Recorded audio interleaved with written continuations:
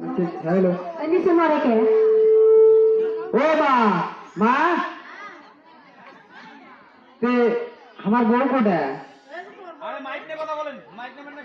আমি যে কালকে আমার বউ করলাম টাকা আনছি বউ গেছে না বাড়িতে আছে ঘরের মধ্যে না আছে দেখ না তুই না বলে কেস করবে মামলা দিছে উঠলে পরে